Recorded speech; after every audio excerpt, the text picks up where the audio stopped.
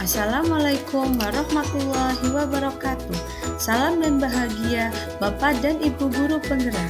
Pada kesempatan kali ini, saya Dwi Putri Perdani, calon guru penggerak Angkatan 9 dari SD Negeri Danasri 02, Kecamatan Nusawungu, Kabupaten Cilacap, akan memaparkan kesimpulan dan refleksi pemikiran Ki Hajar Dewantoro pada tugas koneksi antar materi modul 1.1. Pendidikan dan pengajaran menurut Ki Hajar Dewantoro ialah usaha persiapan dan persediaan untuk segala kepentingan hidup manusia, baik dalam hidup bermasyarakat maupun hidup berbudaya dalam arti yang seluas-luasnya. Selanjutnya, dasar-dasar pendidikan menurut Ki Hajar Dewantoro. Yang pertama adalah menuntun. Menurut Ki Hajar Dewantoro, tujuan pendidikan yaitu menuntun segala kodrat yang ada pada anak-anak agar dapat mencapai keselamatan dan kebahagiaan yang setinggi-tingginya. Yang kedua adalah pendidikan sebagai petani. Peran pendidik sebagai petani, sedangkan anak-anak sebagai benih yang disemai dan ditanam petani. Benih akan tumbuh dengan baik melalui perawatan dari petani. Lalu yang ketiga adalah budi pekerti. Menurut Ki Hajar Dewantoro, budi pekerti merupakan perpaduan antara gerak dan pikiran, perasaan dan kehendak sehingga menimbulkan tenaga. Budi pekerti merupakan perpaduan cipta, karsa sehingga menciptakan karya. Yang keempat adalah bermain.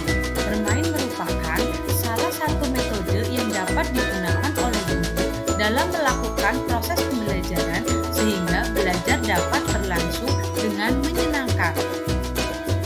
Dasar pendidikan yang kelima adalah berpusat pada murid.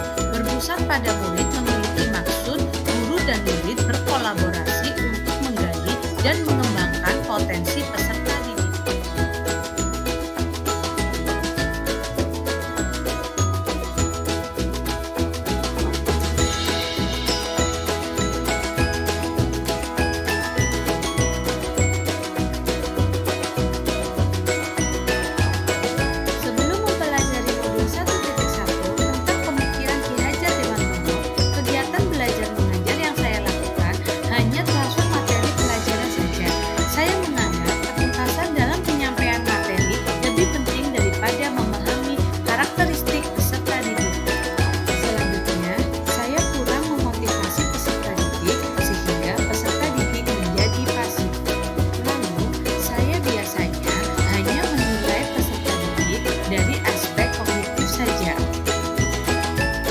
Jika nilai murid sudah mencapai KKM, biasanya saya anggap pembelajaran sudah berhasil, sehingga pembelajaran terpusat pada guru atau menggunakan metode teacher center.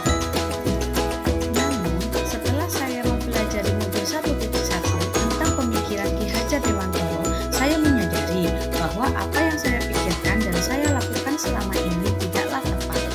Perubahan pemikiran yang saya lakukan adalah yang pertama, guru bukan merupakan satu-satunya sumber belajar. Yang kedua, pembelajaran berpusat pada anak atau menggunakan metode student center.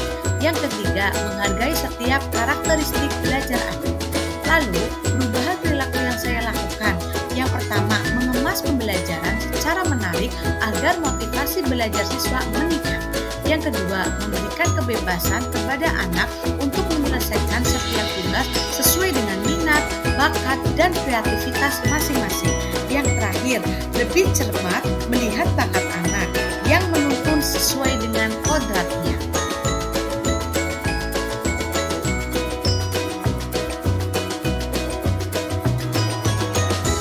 Yang dapat segera saya terapkan dalam pembelajaran di kelas antara lain, merencanakan pembelajaran yang interaktif dan menyenangkan dengan melibatkan peserta didik. Berikutnya, saya akan menerapkan pembelajaran berbasis kearifan lokal dan budaya setempat. Lalu, saya akan menerapkan pembelajaran yang sesuai dengan kodrat alam dan kodrat zaman.